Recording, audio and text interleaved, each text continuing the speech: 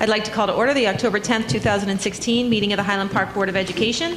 The New Jersey Open Public Meetings Act was enacted to ensure the right of the public to have advance notice of and to attend the meetings of the public bodies at which any business affecting their interest is discussed or acted upon. In compliance with the Open Public Meetings Act, the Highland Park Board of Education has caused notice of this meeting setting forth the time, date, and location to be submitted for publication to the Home News Tribune and Star Ledger and posted on the board's website at least 48 hours in advance of this meeting. Members of the public who wish to address the board will be given the opportunity to do so before the board adjourns for the evening. Linda, can we have a roll call? Ms. Byer? Here. Ms. Cimarusti? Here. Ms. Gowan? Mr. Krieger? Here. Mr. Magaziner? Here. Ms. McFadden Nicola? Ms. Pietrobono? Here. Ms. Richardson? Mr. Roslowitz? Okay, be it resolved, pursuant to the Sunshine Act, NJSA 10-4-12 and 13, the Highland Park Board of Education will now meet in closed session to discuss personnel matters, litigation, and student discipline. These exemptions are permitted to be discussed in closed session in accordance with NJSA 10-4-13. Information regarding the board's closed session discussion will be disclosed to the public as soon as the need for confidentiality no longer exists. Can I get a motion to go into closed? So moved. Can I get a second? Second. Any objections? Okay, let's go. Oh, sorry. All in favor? Aye. Thanks. I'd like to reconvene to regular workshop session. So moved. Can I get a second? Second. All in favor? Aye. Can we stand for the Pledge of Allegiance? I pledge allegiance to the flag of the United States of America and to the republic for which it stands, one nation, under God, indivisible, with liberty and justice for all. Okay, Linda, we don't have any communications on the agenda. Has there been anything else since? No, there have been no communications. Okay. Are we that boring, everybody? Really? You don't email at us all anymore? So we have a resolution to correct the minutes from the May 2nd, 2016 meeting. And again, just as a reminder, we're back to our regular workshop and voting session structure. So this is just our workshop meeting, so we won't actually be voting on anything. We'll just run through all the items on the agenda, and then we'll be voting on them next week. So number 8 on the agenda is a resolution to correct the minutes from the May 2nd, 2016 meeting under Personnel and Communications. Item number 5, employment of 10, formerly 12-month tenured administrator. That just needs to be corrected on the agenda. And does anybody have any questions about that? No? Okay, and then number 9, the minutes. We'll be approving the regular public meeting and executive session minutes from the September 19th, 2016 meeting, and from the special public session, the September 26th, 2016 meeting, which was our board goals meeting, which was our last meeting, which I don't know how about you guys feel. I felt like it was pretty productive. I know lots of people were racing for the door for the debate, but but I think it was a very, I liked doing the board goals that way. So that's all for those. Did anybody see anything on the minutes that they had any questions or concerns about? No? Okay. So we'll go on to the student representative report. Do you want to start? Yeah. So Irving District, do I need to stand? No. Closer to your mic if you sit. Okay. Yes. Irving just completed Respect Week, which included a discussion about appreciating differences, treating people fairly, and being an upstander. They ended the week with a magician talking about how to be respectful. This week, the Highland Park Fire Department will be teaching students about fire safety. Bartle just held a HIB presentation for parents, had a record number of parents for back to school night, and had Never Give Up, encourage others, do your best assembly to motivate and inspire students. They celebrated Walk Your Child to School Day, had a record number of parents signed up to volunteer at the Bartle Epic events, which stands for Encouraging Positivity and Inspiring Change, had a great turnout for the Ice Cream Social, and Spirit Week and Week of Perspective started this week. For the middle school, they started online courses for 8th graders in subjects such as Latin and engineering. Those courses are pass-fail. Latino Parent Night was on October 1st and attended by well over 25 families. Back to School Night on October 7th had a great turnout. They successfully changed to the AB block schedule. Rutgers tutors are doing study halls, one-on-one and group tutoring for students. Students in Action got the State Silver Award. Oh, which is, sorry to interrupt, right over there, yeah. Which was really distracting when I was doing the Pledge of Allegiance, actually. I was like, flag, wait, what's that? Yeah, but it's pretty cool that they got it, yeah. Yeah. I think I said the pledge to the thing, actually. Our teacher started HP Rocks program, where families decorate rocks together. Student of the Month, 2 8th grade muralists, Tara Shukla and Okla Perduchna. A mentoring program called Young Gents is starting the 3rd week of October and will be hosting a thank you breakfast on November 23rd for our local police officers. On to the high school, we're going to start off with some sports. A lot of news. Yeah. The boys and girls cross country beat South Amboy last Wednesday, and the cross country team had a meet this past Saturday where they placed 6th out of 22 and all ran personal records. Kayla Roig, Ethan Bull, Peter Tilton, and Reese Carlton medaled at the cross country classic this past Saturday, and the boys team set a school record for fastest average time at Thompson Park at 17 minutes and 43 seconds, and it was originally 17 minutes and 38 seconds. The new girls volleyball team beat Wardlaw last Wednesday. The girls soccer record currently stands at 11 wins to 2 losses. The boys soccer team beat Metuchen 1-0. So as you can see, our fall sports are doing really, really well. Spirit Week is also coming up really soon. It's going to be next week, and we're going to start off with Pajama Day, then Patriotism Day, then Fashion Disaster Day, then Dress Like Your Grade Theme Day, so the different halls and spirit halls that we have. And then we're going to end off with Color Wars. The Hall of Honor is going to start up really soon, so we're going to have an assembly with our inductees on October 21st. The induction will also happen at halftime during our homecoming game, and then there will be brunch on Sunday at 11 a.m. It's also the last week to sign up for the Highland Park Color Run, which is October 16th, so please do that if you can. I understand you have something like 400 runners. Really? I'm not really sure. I checked in with Miss Harper today because I'm a runner and I'm competitive, and me and Okay. Mr. Oh gosh.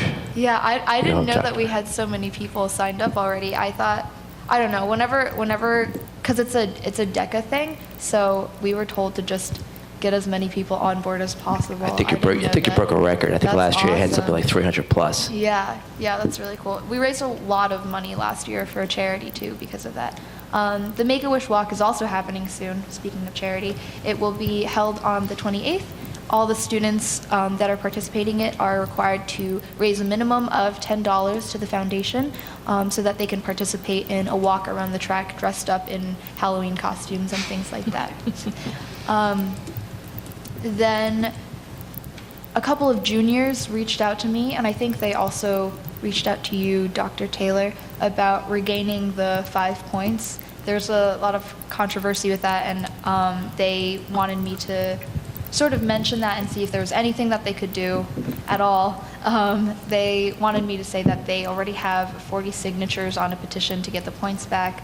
And I've heard, I went around and asked a couple of different students what they were expecting to happen and what kind of policy change they expected to see, and it seems that the juniors are in favor of a policy change where those that had originally had the 5 points would continue to have them, and then the freshmen this year that had never experienced the 5 additional points would not have them at all.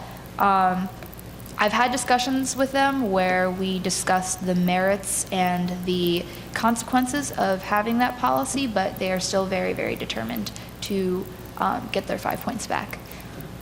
We also had a transgender policy change assembly recently, and I don't know if I can mention the survey results because I kind of didn't send them to Mr. Lassiter first, but I will share them with you as soon as that happens. But I wanted to sort of just go around and ask the different students of different grade levels what they thought of the assembly, because it is a delicate subject, and I wanted to know sort of how effective the assembly was in sort of teaching our students about the issue and sort of creating a discussion in the school.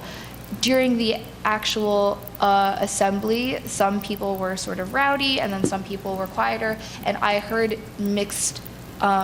different responses from different people. So I heard that it was really beneficial for some people and that they actually learned about it more, and then for some other people, they felt that the assembly had too much, it was just like information overload and they didn't really understand what was going on. So as soon as I get all of the survey results, I will get that back to you.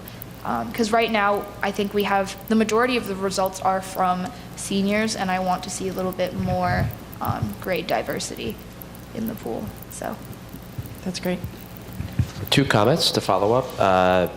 Thank you for the information about the assembly. Mr. Laster and I are actually going to debrief tomorrow more Okay. about the experiences that he's heard from the students. Also, I will tell the board that, and you guys, that Mr. Laster and I are going to have a lengthy conversation about the petition regarding the +5. I know there's some parent concern too about that, so we're taking it very seriously.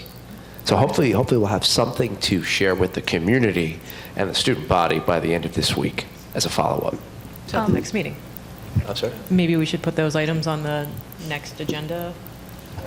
Sure. Actually put them on maybe for I can put it on my discussion. presentation list. Yeah.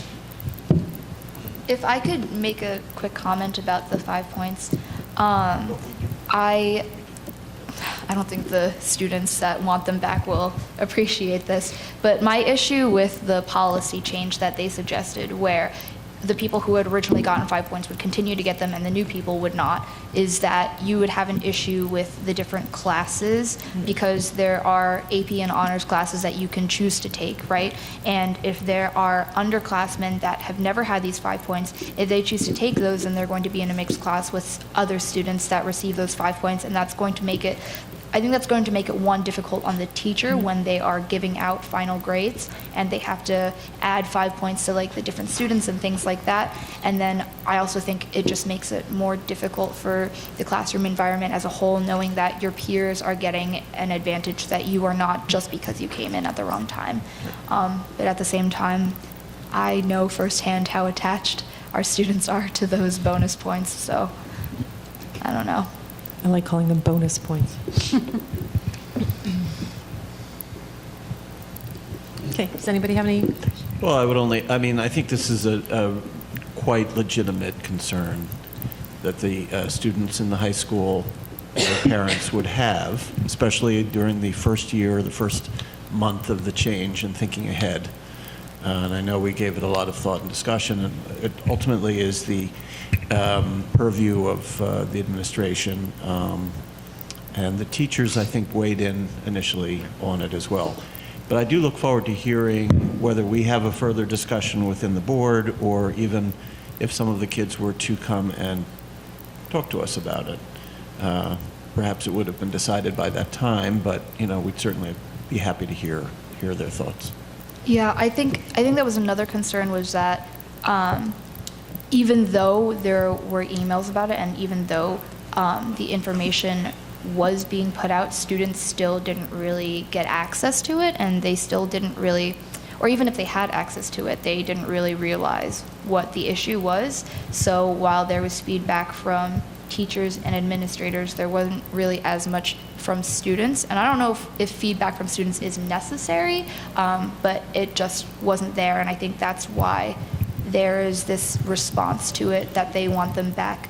I also ran a survey about the points and tried to get reactions from the students and sort of figure out where we were on that. And I mean, obviously a lot of AP students weren't very pleased about it, but I think something important to note there was that the survey that I released, I got the majority of respondents were AP students, so I didn't really get to hear a lot of what CP students had to say on the issue. And I think that's another important thing to think about, because we have these AP students that are reaching out to us, but we're not really, like, I don't even know if the CP students know about the topic or if they have any concerns about it or things like that. So I think maybe that should be another group that I would try to reach out to. Yeah, one of the things that always was, it was questionable whether that 5 points, that additional 5-point bump, was something that would motivate some kids who might not strive to be a part of the AP or honors classes to actually become part of it. So it's interesting that maybe they're not all that aware of it in some cases. But I definitely think that, like, I've had friends that used to be CP students, and then I don't know if it was the points, but they did change in junior year, and they changed to taking somewhat more, I guess, difficult classes like AP and honors classes, because I think that's when it really hits that, you're preparing for college and all of that. I don't know if it was the 5 points directly, though, and again, with the issue with the surveys is that I don't know for sure if I'm getting the best responses, and that a lot of them are coming from AP students. I will look forward to the feedback that we get next week. So thank you very much for bringing it up, Michelle. So we will move on to the superintendent's report. I wasn't going to stand, but we have a member of the audience here. And now, you deserve my being here for you, present, standing. Members of the board should click the link. I emailed them for folks at home.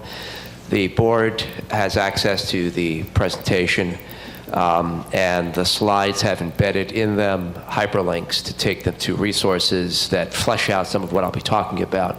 You can go to the superintendent's page on the district website, hpschools.net, and download the same file that the board is reviewing, so you also can click those links, which will be made available either tonight or tomorrow, and see some of the resources they can see. So I would like to provide the board and the community and the audience with my monthly update about our progress towards meeting the goals that are associated with our strategic plan.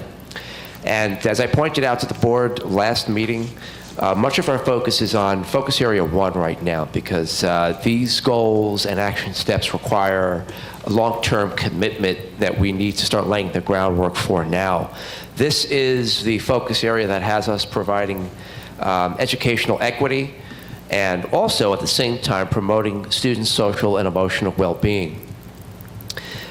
The goal that I would specifically like to apprise the board about tonight is that has to do with the whole child. The whole child movement stemmed from the Association for Supervision and Curriculum Development's initiative almost 10 years back now. And it encompasses a lot of things, but ultimately it has to do with the health and well-being of the child, not just about academic achievement, but about the health and well-being of the kids we serve. There have been in the last couple of weeks action steps, A11B, A11G, A11M, that we've actually started to implement already in the district. The first has to do with action step A11B, which has the district looking at a different way to respond to inappropriate behavior, K all the way up to 12, senior year of high school.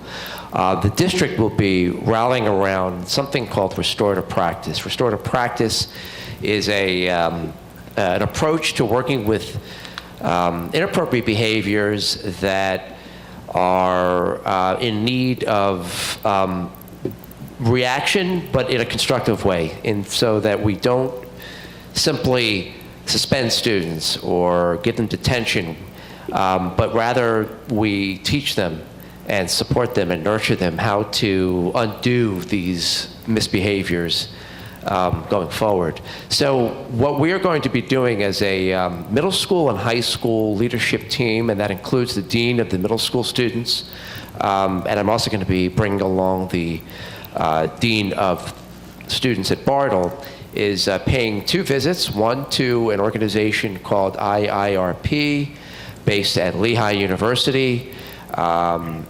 This is one of 2 organizations that Dr. Ann Gregory, a resident here in town and also a noted expert in the area of restorative practice, has advised us to examine more closely. Dr. Gregory knows our needs as a community and feels that the 2 organizations we're going to look at more closely, one of them being IIRP, are good fits for Highland Park. The really the focus of IIRP is to install a restorative practice program in your district. But what distinguishes IIRP from other organizations is that it looks very closely at the social relationships, the personal relationships that kids are forging with adults and with each other in the schoolhouse. So it's not just about helping a district install ways to react to misbehavior. It's about being preventive and actually building strong, positive relationships so that misbehaviors don't even occur. So in the month of November, we're going to be sending our assistant principal for middle and high school, and I believe Mrs. Osemier will be able to make it out there for a day or two as well, our middle school principal, to take part in a 3-day workshop at Lehigh University that IIRP is sponsoring. The other organization we're looking closely at the recommendation of Dr. Gregory, is the Morningside Center for Teaching Social Responsibility. Morningside Center is based on the Upper West Side near Teachers College. I'll be taking a group to Morningside on November 1st for the first half of the day to meet with their team. And then we're going to visit 2 schools, one of which is directly associated with Morningside, so we'll actually see some of their practices in place, and another that has components of the Morningside Center's work, but doesn't work with them directly in East Harlem. And then we will come back, and after having seen and learned more about both of these organizations' work, we'll make some determinations as to what we want to pilot at the middle school. It's our intent, according to the strategic plan, to implement one of these restorative practice programs in the middle school this year. At the same time, slowly rolling out some of these practices at the high school and at Bartle. I should say that what Morningside focuses on,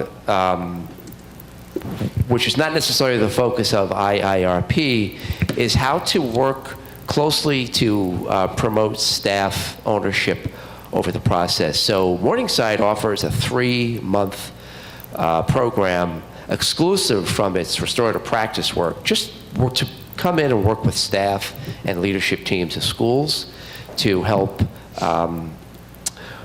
build ownership and buy-in and investment to the whole process. And this is one reason why Dr. Gregory thought Morningside would be of interest to us. Highland Park is new at restorative practices. We have been chugging along using traditional models of discipline and reacting to misbehaviors for decades, for as long as many people in this district who've been around for decades can tell.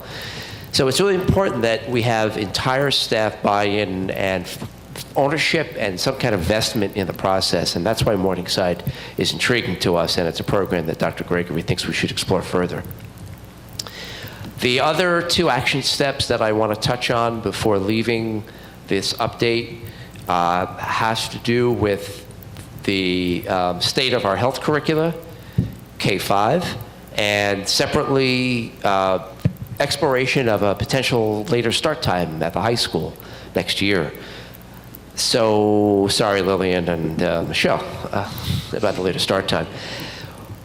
Our K-5 health curricula is being implemented, but we have plans in November to work with an individual at the Mazzone Center, which is an organization based in the Philadelphia area that focuses on gender identity education and support.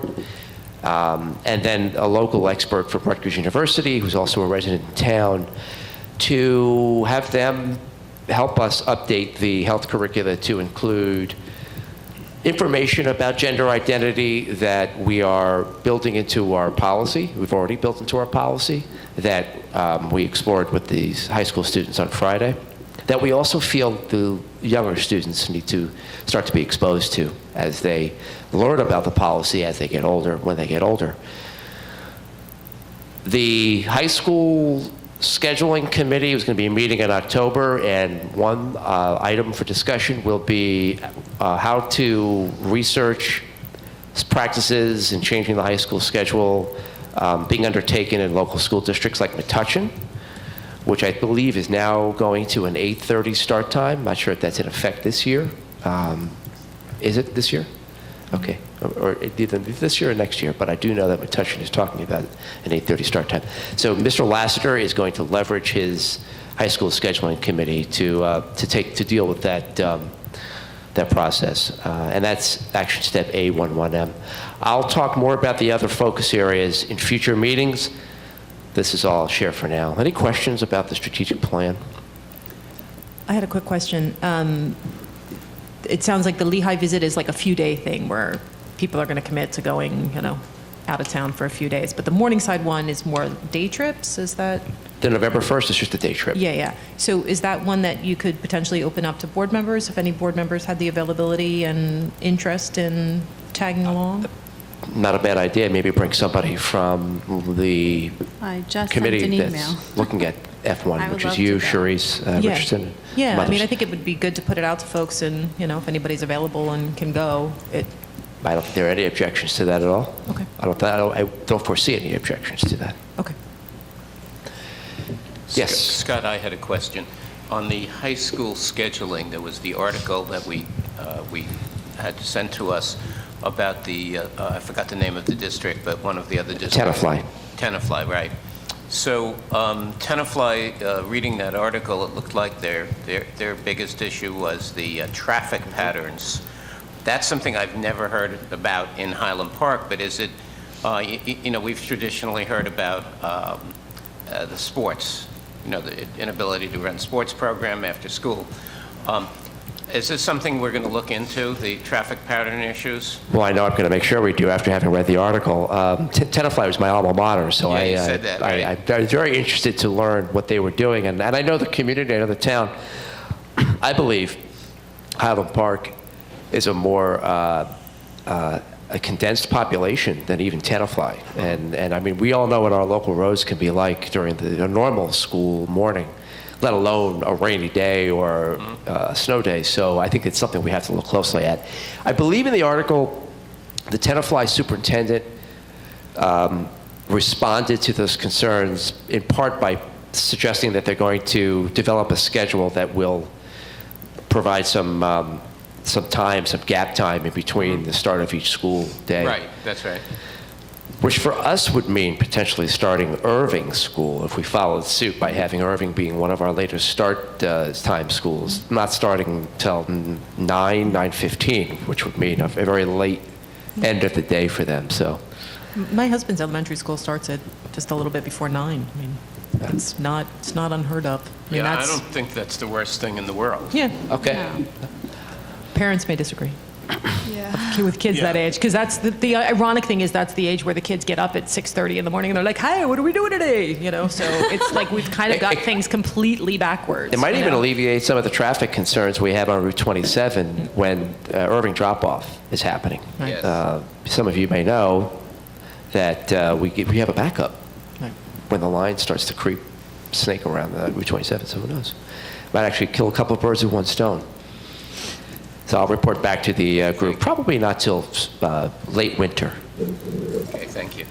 I just had one other item on my superintendent's report that has to do with an annual mandate by the New Jersey Department of Education that we assure compliance with CUSAC regulations. CUSAC is the monitoring process that requires us to look at areas such as governance, operations, which includes everything from maintenance of the facility to professional development for teachers, to the program and instruction, curricula, a pre-K program, and whatnot.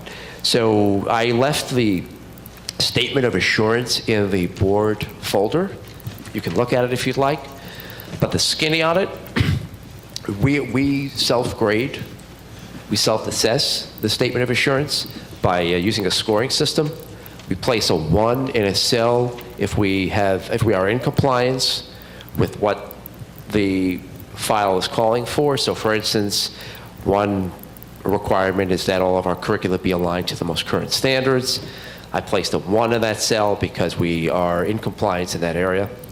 Another has to do with making sure that we have proper auditing process in place? We do. We placed a 1. I think that's operations in the operations cell. It's all there for you. The only, I scored us a 1 in all areas except one that has to do with the timeliness of submitting state reports. We have, in the last several months, been delayed in submitting one report. So I had to score us a 0, but we still, according to the rubric, pass the statement of assurance process. You have to score at least an 80% total in all areas, and I think we're at something like 90 or 95%. The exact score can be found on that file in the board folder. So that's an annual requirement. It's due, I think, in November. I will upload the resolution from the board, pending approval next week, to the Department of Education. Any questions about that? Anybody? No? Okay, so what we have on the agenda is to move on to the committee reports, but since I know we have somebody here who's here to give public comment, if everybody doesn't mind, I'd suggest we move public comment to now, and then if you want to stay for all the committee reports, you're welcome to, but if you don't, you can skedaddle. So can I get a motion to move item 13, which is public comment, to, let's see, what would that make that? Item. It would be before item 12. Item 12. Yeah, so moved. Can I get a second? Second. All in favor? Aye. Any objections? Okay, so with that, hold on, let me get my little statement that I have to read. The Highland Park Board of Education welcomes public participation and is reserved this time for your comments. Please come to the podium and sign in what you're doing already. Hello. Hi. I'll be very brief. I Take your did want to time. read all the names, but it's been a long day and I forgot my things, but all the names are in your emails that I did send to you earlier actually later last week. But I just wanted to mention, I've been in this district, my daughter is a senior. I'm sorry, can you just state your name and... Tara Canavera, 361 C. Crowles Road, Highland Park. I've been in this district, my daughter is a senior. We've been here since she's been in 3rd grade. And our highest attended CPAC meeting was, unfortunately, when we had trouble in our district, and most of the people there weren't CPAC parents. Our last meeting, we had over 15 people there, and I'm very honored and happy to say half of them were staff. And I would like to thank Dr. Taylor and Miss, I'm going to say her name wrong, Bodine, or Bodine, I always do it. But they agreed to let our teachers and paras who come to our events get professional development if we're doing a workshop, which I'm very grateful for them for. But I will say, those teachers and paras and staff members that showed up did not know that at that time. So I'm anticipating we'll have more coming. I'd also like to thank the teachers at Bartle. Unfortunately, we didn't realize when the ice cream social was scheduled that it was also the middle school open house, and a lot of our volunteers were not available. They were here, and a ton of teachers volunteered their time, and they just made the event so much nicer and more welcoming. The kids and the parents got to interact with them in a social situation. It was wonderful. Also, the high school sent over 7 students, and those students are willing to come back and help with other PTO events. So I've never been prouder to be in this district than I am. And I just think our teachers are wonderful. And I'd also like to mention Mr. Benjamin. He is incredible. I've never felt more welcome in our schools by anybody other than Mr. Lassiter than I do by him. We had a bad morning in my house one day, and I sent my son to school and forgot to say, "Have a good day, I love you." And I dropped him off, and I went back to the school in tears because I was upset. He was having a great time, but Mr. Benjamin walked me to the classroom, let me talk to him, even on the way said, Jared's probably doing fine, but, this is for you. I want parents to feel welcome. He's amazing. He has over 400 kids in that school and knows them all by name, which is a rare thing. And I just feel very blessed to be in this district, and I wanted you to know. So thank you very much. Thanks so much, Tara. We like positive feedback. Thanks for coming. Wait, And thanks for one coming, more. Jared. I forgot one more thing, I'm sorry. Go ahead. He's already out the door, so. He wants to go. The Commission for Universal Access in our town and the Human Relations Commission in our town have volunteered funds, so because CPAC has absolutely no funds. And we were told that it was okay to accept those funds to do a holiday party for all of our special education parents so that out-of-district kids and families can get to know the in-district kids, and to do an end-of-the-year party. So I'd like that's to great. acknowledge and thank those commissions and thank Dr. Taylor and Ms. Bodine for letting us accept those funds. Well, make sure you let us know when they are so we can We help will. you get the We're- word out. Ms. Ruth and everybody else is in the process of helping us get it set up, so we will. Wonderful. And again, thank you very much for all you do. Thank you for all you do, Tara.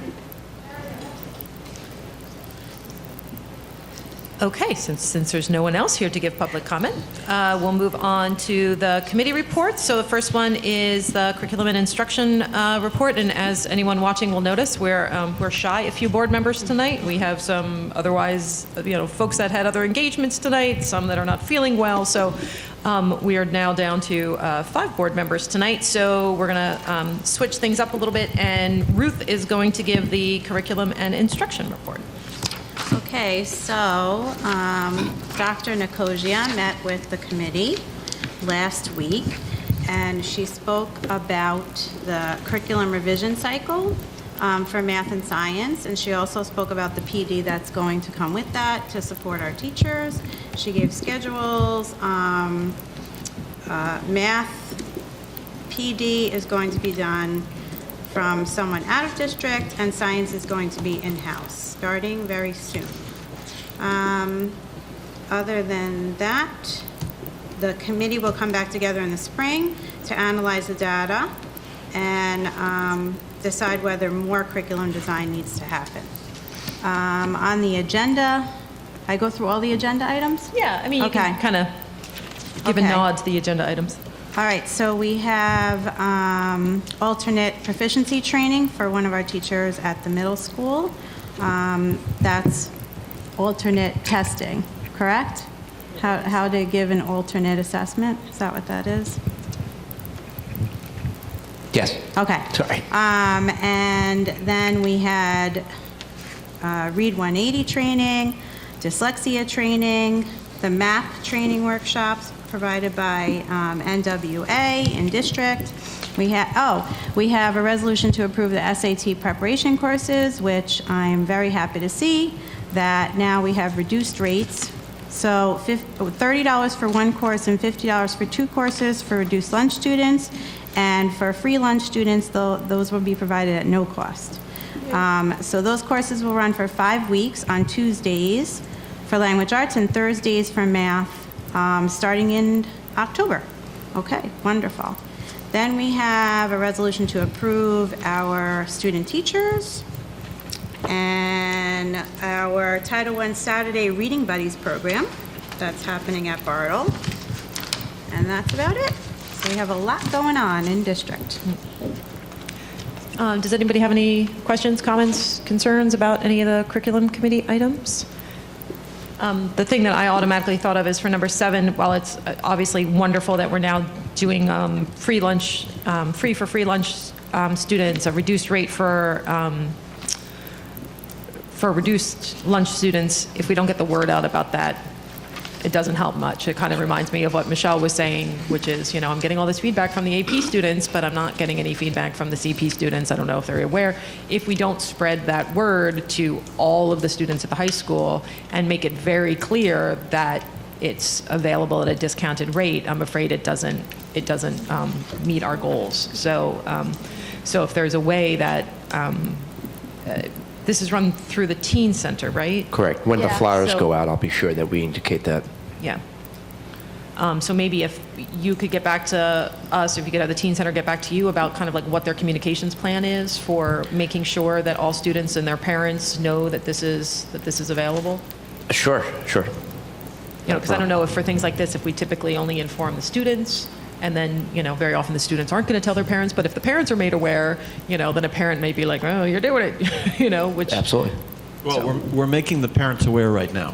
So- Well, but not all parents are going to be watching this. As much as I think we're fabulous, yes, not everyone is going to be tuning in. But the point is, though, the first session does begin next week, so, you know, we are none too soon to be Right. talking about this. Right. Okay, so if no one has anything else about the curriculum items, then we'll move on to finance and facilities. And Mark, Yes, hi, everyone. Mark's over there now. It's very confusing. Yes. Your voice comes from over there, so your voice coming from theirs. So the Finance Committee met this evening at 6 o'clock, and we went over the items on the agenda, but also some other items that have been things that we want to go over. So one item is the high school boiler replacement. The boiler has been upgraded. It's complete, virtually complete. It's been tested. It's not turned on yet. There will be some work to be done to hook the boiler up to the current control systems. It can be turned on, it can be used, but there'll be an item on the agenda for some expenditures along the lines of hooking it up to our current control systems. And that's money within the budget for the boiler. There's one other additional agenda item that didn't make it to the agenda that's going to be on next week's voting agenda, which is a contractor doing professional development at a cost of $500. And I think it's a 1-hour introduction to cultural competence. That's I guess a professional development item. Okay, the other couple of things are the 2 trees in front of the high school, 2 old trees, probably 80 or 90 or even 100 years old. One of the trees is dead, and the other has a lot of dead branches. It's not in good shape. So we're investigating removing one of the trees and at least trimming one of the other trees. This is not uncommon. We were talking about it in finance. I had an old tree fall across the road in front of my house. Thank goodness it went the other way. It didn't just, come down on my house. It also dated from the 1920s. So before that happens, these trees need to be removed or trimmed. And I think the goal will be working with the tree commission in town to put some new trees in that over the years will grow and replace them. Linda informed us that we're working on cost options for replacing sidewalk corner pads, and that will be on a future budget or future finance report. There's some old items, a spigot in front of Bartle we're investigating because that doesn't work, and so we may need to put in a new spigot there, but that's still under investigation. And then there's also the grassy fields that's in back of Bartle School that may need to be worked on, but I think there's some, from what I'm reading, some parent group that's may want to be involved with helping us. We also discussed, and this was the main point of our meeting, we discussed the unanticipated expenses and revenues, and due to bringing a number of special education children back into district, we've been able to have substantial savings. So the numbers at the moment look like we're in very, very, very good shape, and won't feel tremendous pressure during the year that we're running out of budget. And in other words, we'll be okay and we'll be fine. And if we have some unanticipated expenses, trees, I've just brought up trees, and some other things that are on the agenda, we'll be able to pay for them. We also discussed one other item, which is to start moving on a report of future movement into town. So having new kids come into town and what we expect to see in the future so that the school system can plan for it. And we do have that budgeted, a demographic study budgeted, and we expect by the November meeting to start talking to agents, outside companies to do the demographic study for us. So that's it as far as our meeting. We did discuss some other things, but they're on the agenda. So as I go through the agenda, we can talk about one or two items that we need to go over. So let me go through the review items. Items on the agenda number, and I think the board members at least have this part, the agenda items for review. Items number 1 through 4 are our usual bill lists and finance reports, spreadsheets for the travel, monthly financial reports. Those are all on the drive, and you can read them, but these are just our usual monthly reports on these items, and I think nothing out of the ordinary. Items 5 and 6 are professional services and bedside instruction per request of the Educational Services Department. Item 7 is to a resolution memorializing accepting money from someone to the tune, this is to the before and after school programs, to the tune of $35,000, I believe. Yes, it's $35,000. Item 8 is a resolution to approve the submission of a comprehensive maintenance plan and annual maintenance budget. This is part of what Dr. Taylor was talking about per the submission of the NJ Quality Single Accountability Continuum Statement for the state. So we will approve those items per needing to do so for these state DOE reports. Item 9 is a resolution to approve a capital reserve maximum amount of $1,237,450, and this is a computation of the maximum amount of capital reserve we can have for future capital projects in the district, and we need to simply approve that computation. Item 10 is classroom carpet replacement. And this is with the Gillespie Group. It's in Bartle Classroom 230A. Costs $3,676.38. They will, in fact, come in and do the work before we approve it because we need to get it done. The carpet's wet. We need to get it done, and we'll be voting on it and anticipate approving it next Monday's meeting. Item 11 is simply to increase the petty cash allotment from $150 to $250 to make everyone's life easier in administration of this CBI program. Item 12 is the change order I mentioned in the high school boiler replacement. This is an additional $10,500 that we haven't approved yet, but it's actually inside our budget, so it's not new money. Item 13 is wall insulation in the middle school guidance office that we've discussed now for the past 2 or 3 meetings, so that we can divide that room. Item 14 is part of the same. This is the installation of those walls, approving that contract. Item 15 is a resolution to accept quotes for a video projector from the high school auditorium, along with item 16. And there was some discussion in the Finance Committee about this, and I think we're going to want to go back and discuss it tonight, talk about this video projector.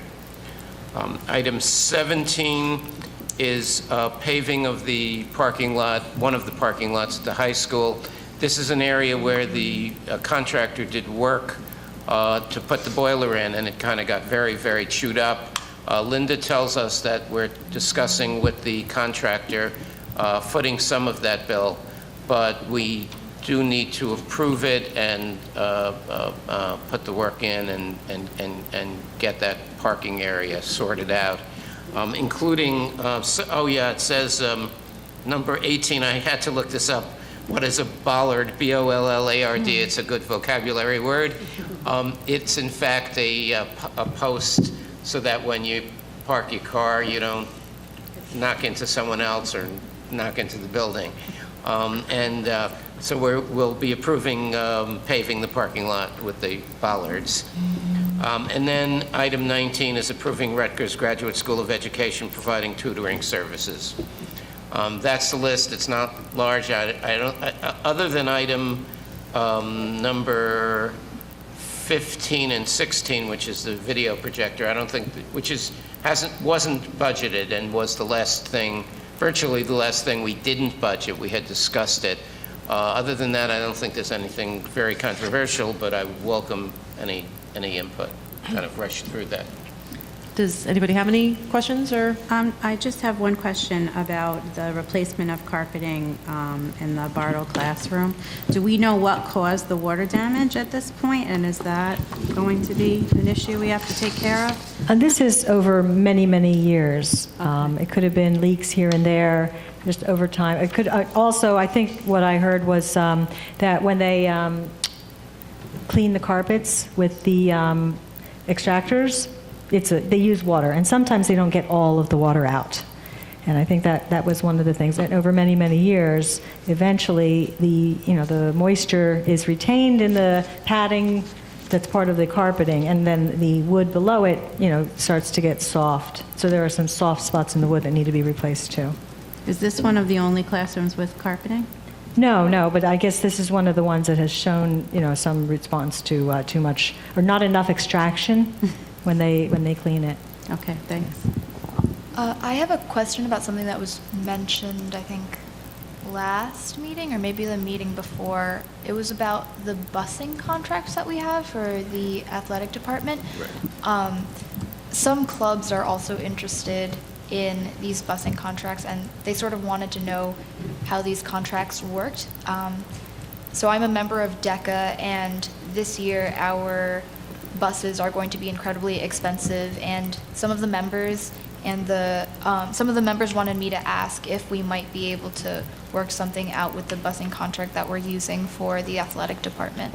DECA only has, we have 2 competitions that we would need buses for, and then we might take 1 or 2 more trips outside of the competition or related to the competition, so it wouldn't be used nearly as much as the sports teams use them. And I know that some other clubs are interested in the busing as well, because a lot of the bus prices have gone up recently, so we've been putting a lot of fundraising for DECA into that, and we were wondering if maybe there would be any way that we could save some money through these contracts.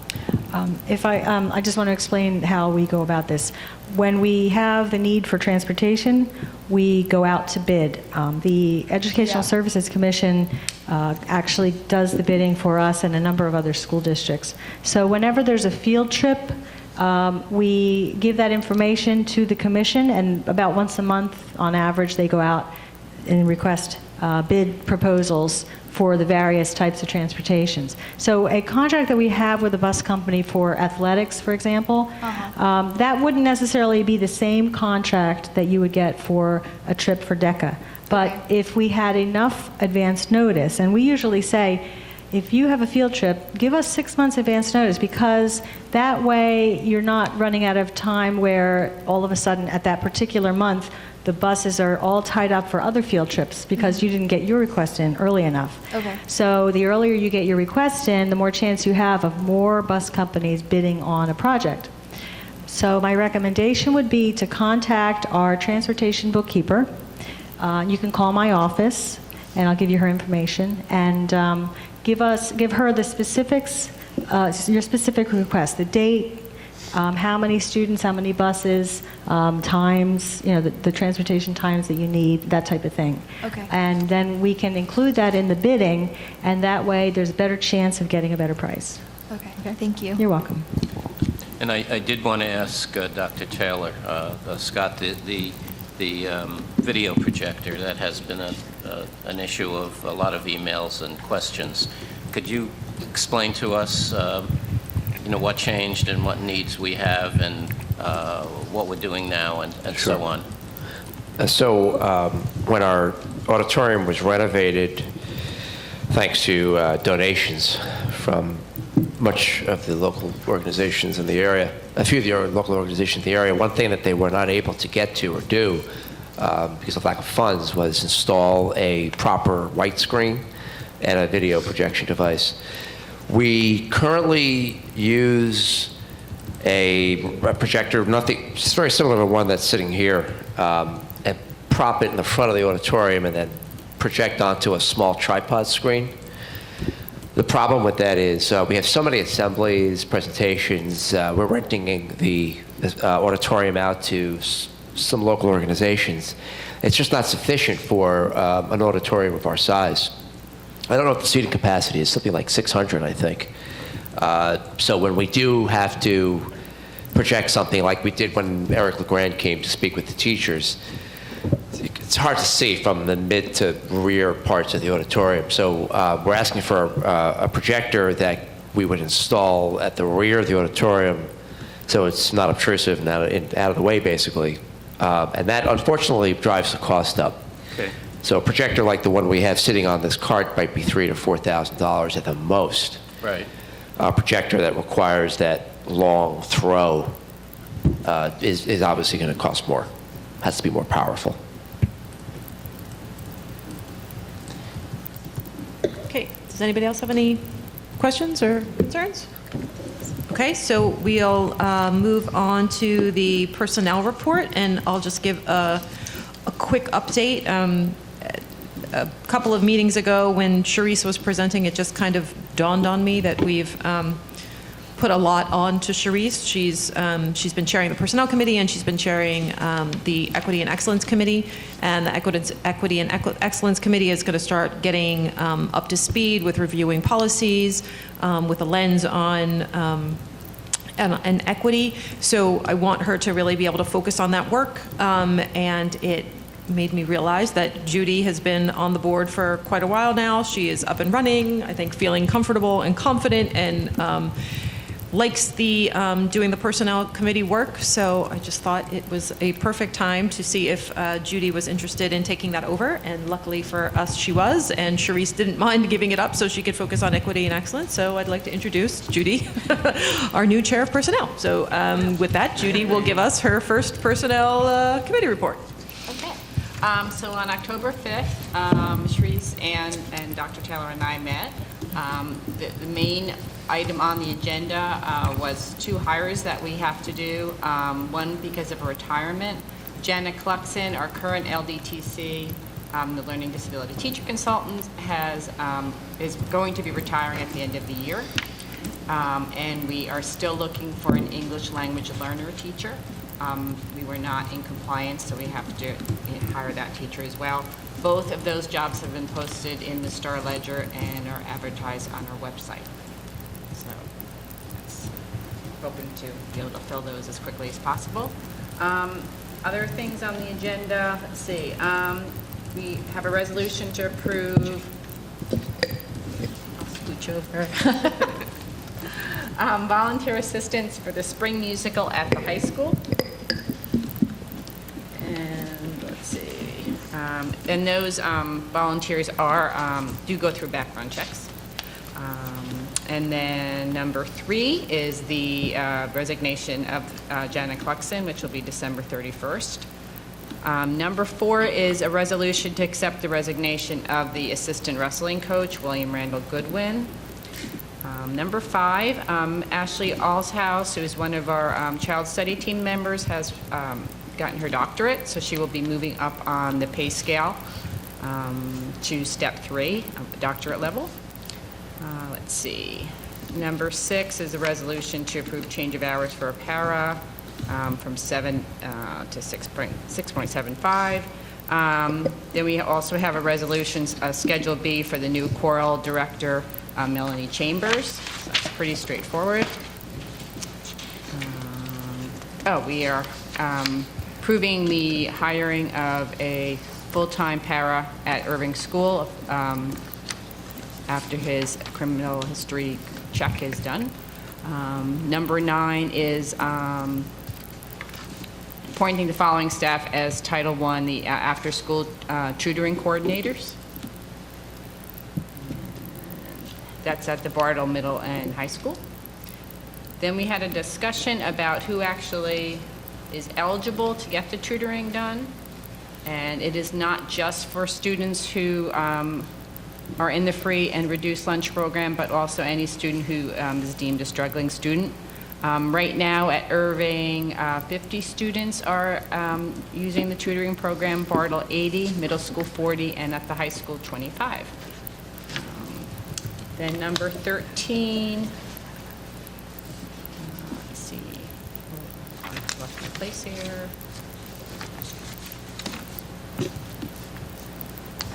No, okay. That was, where was I? Okay. Okay, then, yeah, so 11 was the after-school tutors. 12 was a resolution to appoint a para for the Title I Saturday Reading Buddies program. Then we have some in-district workshops. Number 13, there's a lot of those, so you can just look through that. Number 14, we have a change in the number of hours, just through the need for the summer ESL screenings. The hourly rate actually should read $48, not $36.53, so that needs to be changed. 15 is just the home instructors. We're lucky to have our home instructors from our own school, not have to rely on the county for that. Number 16 is more training for the Handle with Care program. And lastly, some more PD for Read 180 and also the Handle with Care training. And that's about it. Okay. Does anybody have any questions for Judy on her Personnel Committee report? No? Okay, so seeing none, we don't have anything tonight under the policy report. And we moved to public comment, so we're done with that. And I'm going to suggest also that 14, we moved to our next meeting because we have so few people here. It seems silly to run through and then have to backfill next week. So Linda, do I need to get a vote on that to table 14? No. No? I can just table it? Okay. So then we're going to table 14, which brings us to my president's report, which will be relatively short this evening. I just wanted to remind everyone that this Thursday at 7 p.m. in the high school cafeteria, we're going to be having a transgender policy forum. So we're going to have Dr. Taylor will be there, I'll be there. We'll have a number of the folks who worked on the policy there, and we're also going to have a panel which will consist of Erin Potenza, who works for Garden State Equality, who was here in the district when we had the press conference the day that we passed the policy. He's from Garden State Equality, and he was a fantastic speaker that morning, so we invited him to come back to speak at this forum. We also have a transgender parent in the district who will be speaking. We have a transgender student in the district who will be speaking at the forum. I think What's that's the date, Darcy? it's this Thursday, October 13th, in the high school cafeteria from 7 to 8 p.m. 8:30. 7 to 8:30 p.m. Sorry, right, hour and a half. It's not put on my calendar properly. So we invite everyone to come out. As we went through the process of adopting the policy, we had a lot of very positive feedback. But once the policy was then passed, we got a little bit more. We heard a little bit more concern from the community. So we wanted to make sure that we put together a forum so that we could give people as much information, not only about the policy but about the issue as well. As Michelle was saying in her students' report, this is a tricky subject, and people react to it very differently.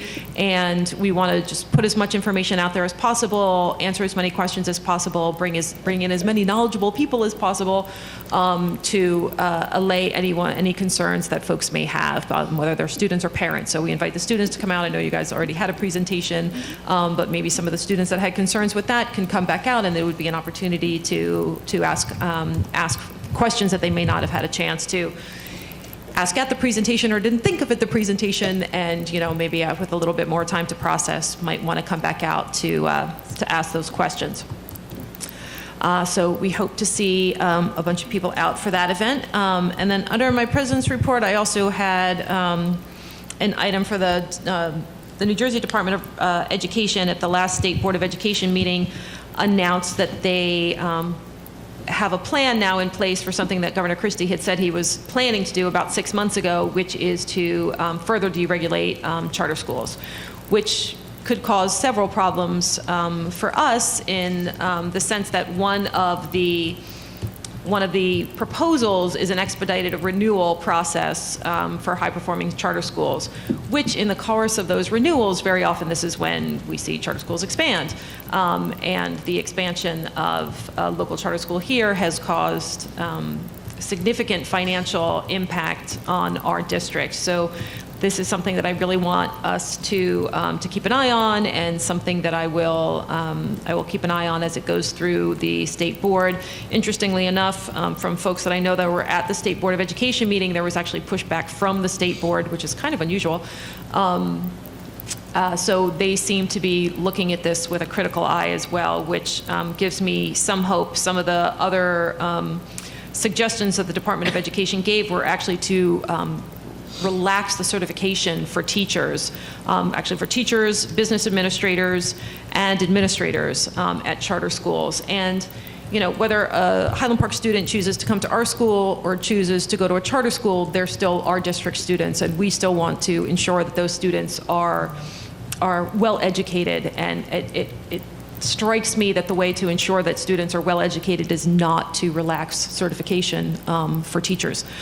So we want to ensure that those Highland Park students are well educated, whether they decide to come here or go to a charter. So I'm personally very concerned about that plan to relax the certification process for charter school teachers. So we will be keeping an eye on those proposed regulations, and I'll give the board updates as they make their way through the state board's process.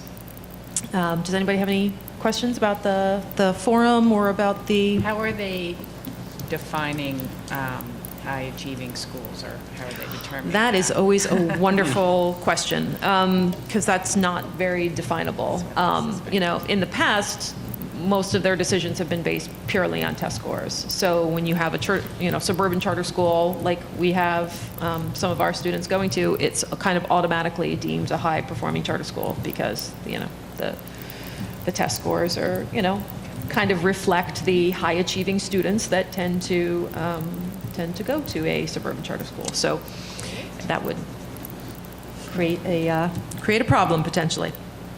And I have been told that the charter school has gone before the zoning board in East Brunswick about their plans for expanding their current facility, and in that presentation before the zoning board stated their intention to continue to ask for the expansion that they were denied last year, which is to add an additional class per grade, which would be 25 students in 9 grades. So that's, my math's not as good as Mark, but that's 225 students, which would be over the next 5 years. So that would be a potential problem, and something that, again, we want to keep an eye on, and since we are currently the second highest sending district to that charter school, even though they are not approved to serve students from Highland Park. So I'll keep everyone updated. Does anybody have anything they'd like to discuss for under old business? It's so quiet with just 5 of us. Anything for new business? Yeah, I have something. Okay. So I've been talking to people around town about the school board election, and I just want to remind people of 2 facts. One of them is, in the good old days, the school board election was held at a different time of year than the national elections and the state elections. So just a reminder, the election is on November 8th, which is the same day as our presidential and other elections. And also, a question that I was asked was, do you have to have kids in the school to vote on the school board election? And the answer is no. You simply have to be a registered voter in Highland Park to vote in the school board election. That's just wanted to set that record straight. Thanks, Mark. And I think it looks like we can skip our second public comment session as we don't have any public to comment, which brings us to adjournment. Can I get a motion to adjourn? So moved. Can I get a second? Second. Second. All in favor? Aye. Any objections?